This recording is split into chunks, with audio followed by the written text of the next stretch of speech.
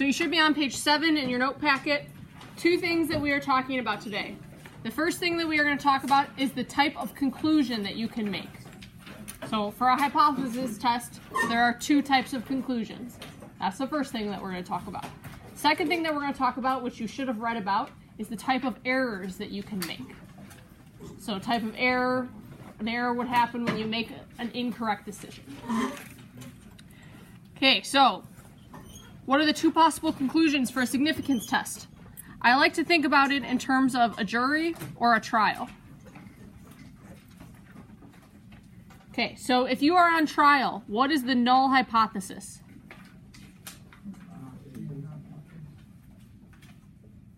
That you're, I would say, innocent. Right? The statement is innocent until proven guilty. So you're null, you're assumed to be innocent. What is the alternative then? That you are guilty. So you're assumed to be innocent. You look for the prosecutor will look for evidence that the person is guilty. Okay. If we find significant evidence that the person is guilty, what is the decision that is read in court? They say the person is guilty. Right, guilty. Okay, so this is the conclusion that's made. What happens if they don't find enough evidence for HA that you're guilty? What is said in court? Not guilty. Is the verdict ever that you are innocent? No. So that is very important. The decision is always in terms of HA. There's evidence for HA, there's not enough evidence for HA. In the case where you have a guilty verdict,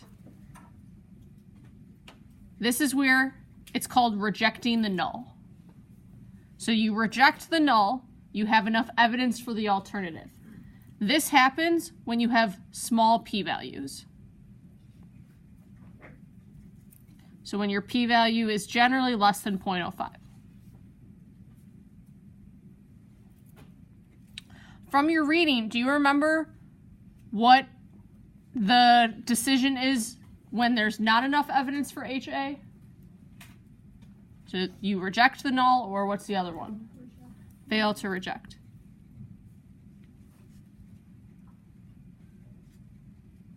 And this is the case where your p-value is greater than or equal to 0.05. So you have larger p-values. So either you reject the null or you fail to reject the null. It is very important that you never accept the null. So you never say something like, I found evidence for the null. That's not the case.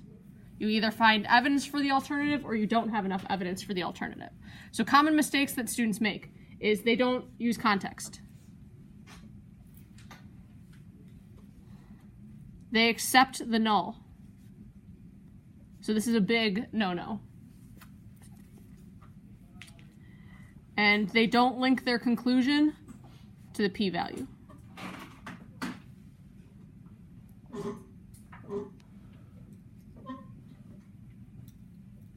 Okay, so what we are going to do is we are going to write a conclusion for part B above. So the problem we did yesterday. Do you guys remember the problem yesterday with the 7 iron, and we want to know, is the new one more consistent than the old one? Looking at the standard deviation. That ring a bell? Okay, remember how we got a p-value of 0.28? Here's how you're going to write your conclusion. You're going to say 0.28 is greater than 0.05. Therefore, you are going to fail to reject the null. So we're going to write a conclusion. We fail to reject the null.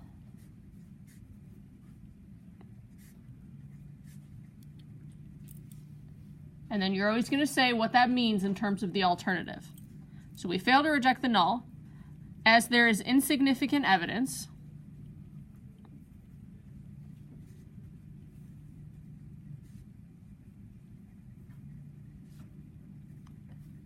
that the population standard deviation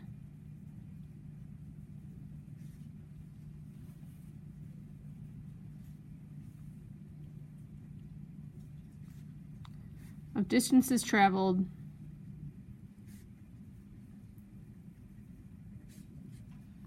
is less than 15. And then What that means is there's not significant evidence that the 7-iron, the distances have gotten more consistent. So there are kind of two parts to this conclusion. We fail to reject the null, that is in terms of the null. And then as soon as you start to get to the context part, all of this is the alternative. So either we have enough evidence for the alternative or we do not have enough evidence for the alternative. Does this make sense?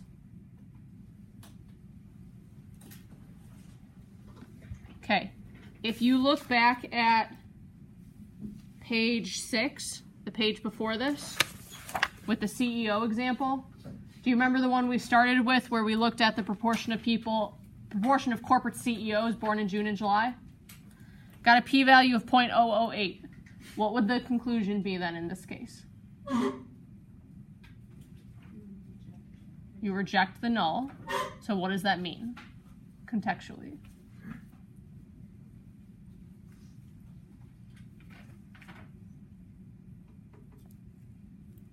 Do we have evidence for the alternative or no? If you reject the null, you don't think it's true, so there's enough evidence for the alternative. So in this case, we would say we reject the null. We do have significant evidence that the proportion of corporate CEOs born in June and July is less than 2 out of 12. Make sense?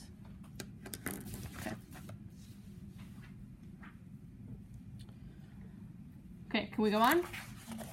Okay, so anytime that you write a conclusion for a hypothesis test, you're going to need to write 2 conclusions. This one that we just wrote, and what else? That we've already done. P-value. So this would be the second part of the conclusion. So just like a confidence interval where you have to write 2 sentences, one for the interval, one for the confidence level, I expect the same thing. You would write a conclusion based on the test, and then you would interpret the p-value. So you're going to need 2 sentences. Okay, so next thing we need to talk about is what is a significance level? The significance level is the boundary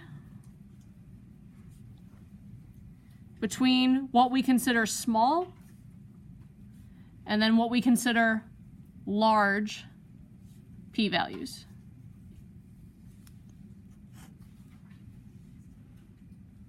Symbol for this significance level is alpha. General rule of thumb is that alpha is 0.05. So generally that's the rule for what we consider rare and not. Sometimes you'll be told to use a different alpha. So you'll be told use alpha as 0.05 or alpha as 0.1 or alpha as 0.01. But that's the significance level. When are the results statistically significant? If something is statistically significant,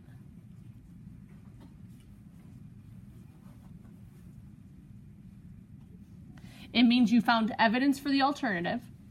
So it means that you are rejecting the null. You reject the null if your p-value is less than your significance level. So anytime you have a p-value less than the significance level, you're going to say that you reject the null.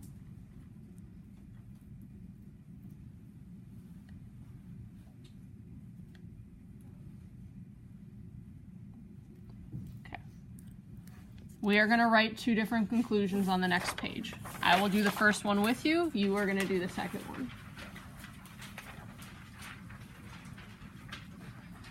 For his second semester project in AP Statistics, Zenon decided to investigate whether students at his school prefer name brand potato chips to generic potato chips. After collecting data, Zenon performed a significance test using the hypotheses population proportion is 0.5 versus the population proportion is greater than 0.5, where P is the true proportion of students at his school who prefer brand name chips. Based on his p-hat, his sample proportion of 30 out of 50, the resulting p-value was 0.079. What conclusion would you make using alpha as 0.1? Would your answer change if alpha is 0.05? Okay, so if alpha is 0.1, So contextually what's going on is he has a bunch of people taste 2 different kinds of potato chips, and then he wants to know, do they prefer the name brand or not? He got 60% of his sample preferred the name brand. He wants to know, is it true that more than half do? Okay.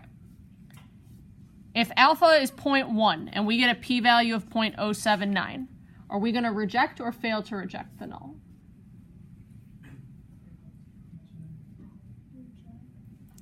So you're going to compare your p-value to alpha, this case less than alpha. What did I tell you on the previous page if the p-value is less than alpha? Reject. Because this is the boundary for what's unusual.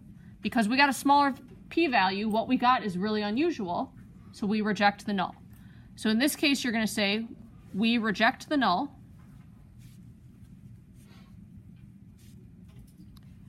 And instead believe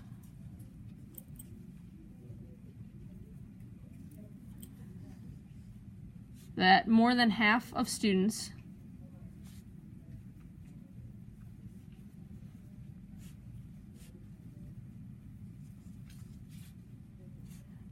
at this school prefer name brand chips.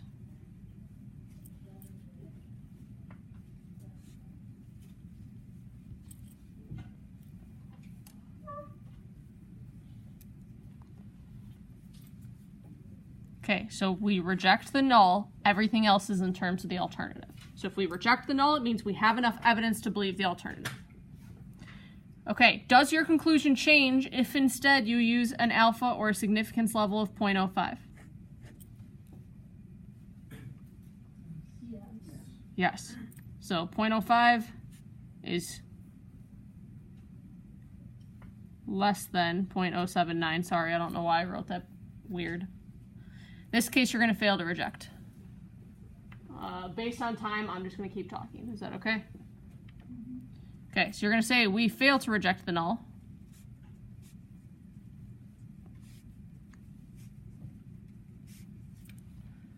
What comes after that? So contextually, what am I going to say?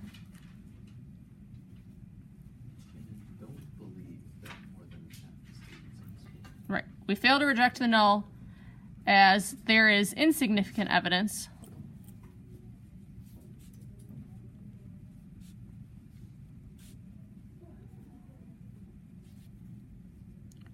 that more than half of the students at this school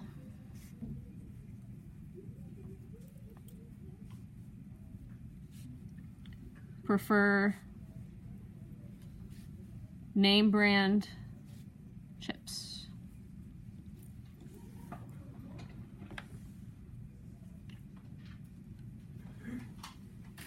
Okay, so I have a follow-up question for you. Is it okay if I say we fail to reject the null, which means that half of the students prefer name brand chips? Okay, what am I doing when I say that conclusion? What does that imply? Tia? It implies that you know for sure that they prefer name brand chips. Yes, it implies that. What else? Alex? It implies your alternative hypothesis is like a statement of equivalence. Yeah. Or it means that I'm accepting the null, because the null is what the statement of equality is. So it's not okay to say I fail to reject the null, therefore I believe the null. Always in terms of the alternative. Got it? Okay, next one. What should be considered when choosing a significance level? You need to think about the consequences of the errors you can make.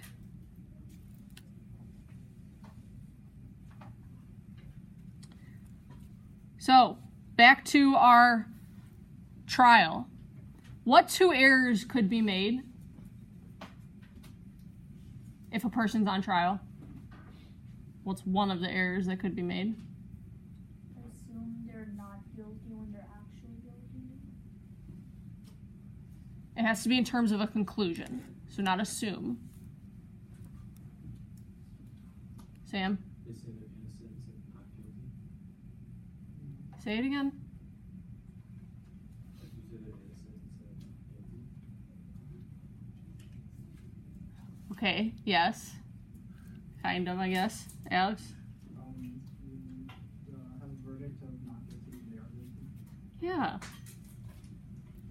Not guilty when they actually are guilty. Yeah. So one error that you can make is you let a guilty person go free.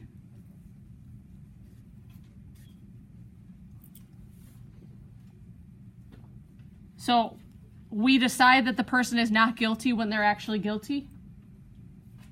Okay, knowing that, what's the first error now? What else could happen? Yeah, you convict an innocent person.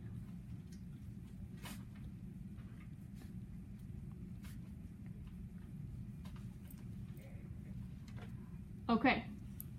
If we let a guilty person go free, based on the hypotheses on the previous page, if we let the person go free, did we reject the null or fail to reject the null?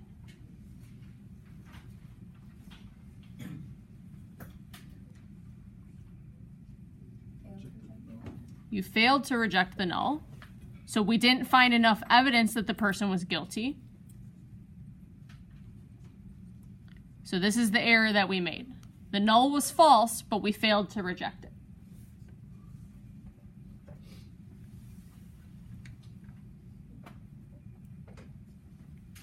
Okay. If we convict an innocent person, if we convict someone, what decision was made? Rejected the null. So we rejected the null, but the null was actually true.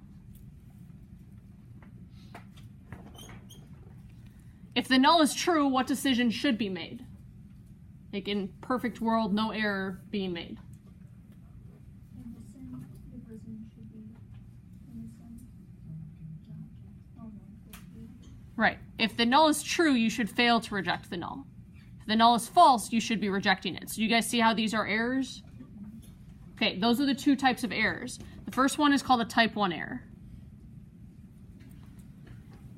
Type 1 error is when you reject the null, but the null is true.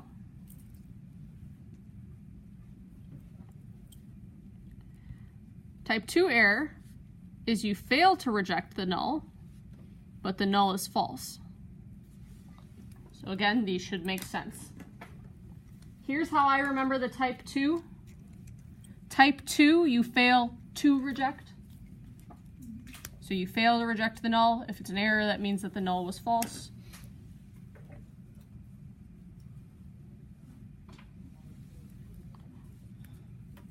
Okay. Are any of you asking yourselves what that has to do with a significance level? Since I said we need to consider errors when choosing a significance level. Now you are? Now that I brought it up again? Okay. The probability of a type 1 error is the significance level. So whatever your significance level is, that's the probability of a type 1 error. Type 2 error, the symbol is beta. What you need to know is that they're inversely related. So as you increase the probability of one error, you will decrease the probability of the other error. Which error is worse? Totally depends on the situation.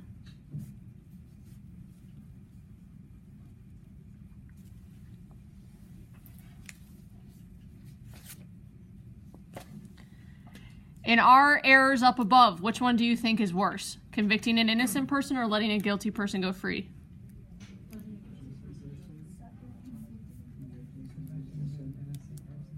So we're kind of split. I was thinking about this yesterday. In my opinion, I would think it kind of depends on what the crime is. Maybe. So in this case, maybe not so clear, but we're going to do an example where it will be a little bit clearer.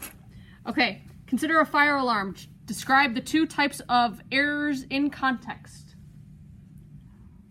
Okay, so we need to write a null and an alternative.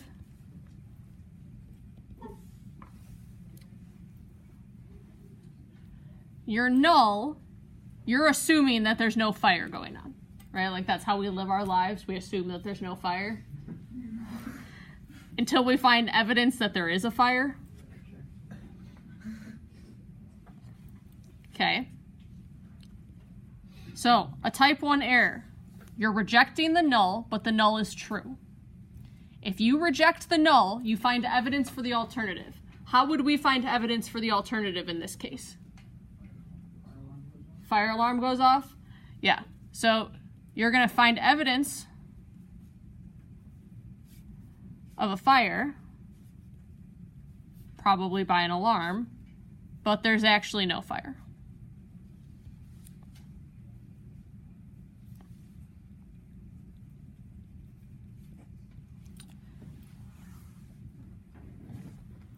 Okay, type 2, you fail to reject the null, so an alarm isn't going off.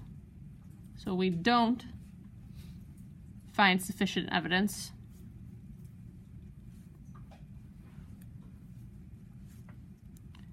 Of a fire. So there's no alarm. But there actually is a fire going on.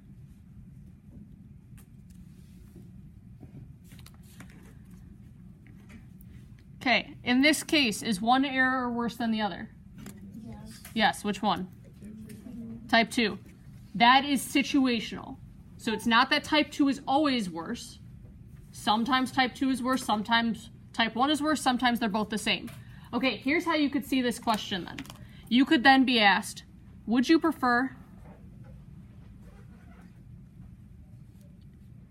a significance level of alpha equals 0.05 or alpha equals 0.1? It's always going to be the significance level. So what do you guys think? Do we prefer to have an alpha of 0.5 or an alpha of 0.1?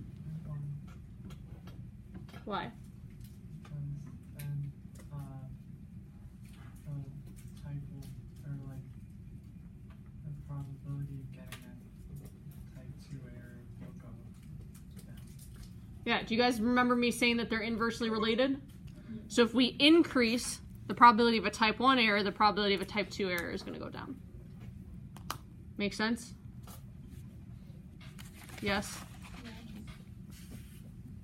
Okay. Okay, you guys are going to do this example. So this goes back to the CEO example. I want you to describe both a type 1 and a type 2 error, and then tell me which error the researchers could have made. So you have 4 minutes to do that now.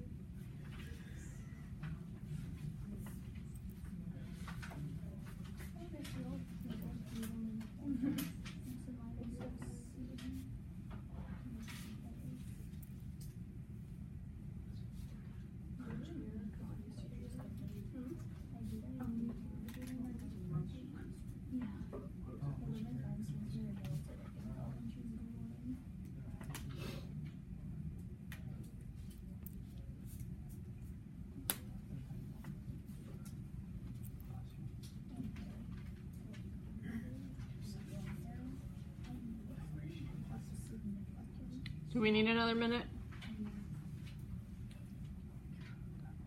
Okay, I'm going to take that as a yes since no one responded.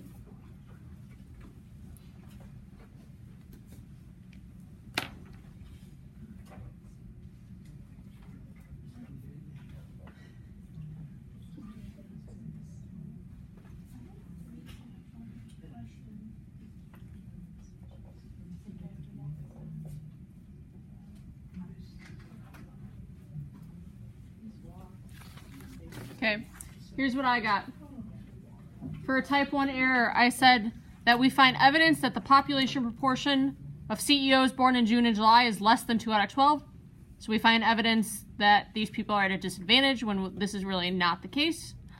Type 2 is you do not find sufficient evidence that the population proportion of CEOs born in June and July is less than 2 out of 12. So you don't find enough evidence that people born in June and July are at a disadvantage when this is actually the case. Does not have to be worded exactly the same as mine. You need to get the same idea across, though.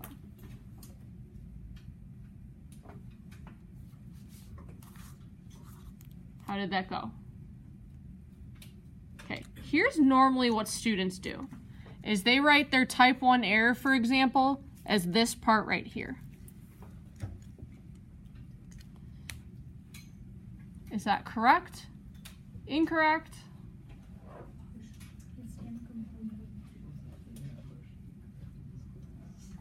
Okay, Chandni says it's incomplete. Chandni, what do you mean it's incomplete? Like, it's not wrong, but it doesn't show you the full context of what the type 1 error is. Okay, if I tell you that I found evidence that the population proportion is less than 2 out of 12, is that an error? That's just a decision. This is just the decision that was made. That does not make it an error. What makes it an error is that that was actually wrong. So you need to make sure that you are fully describing an error and not just a decision. Does that make sense, the difference? Okay, questions, comments? How do we feel about hypothesis tests up until this point?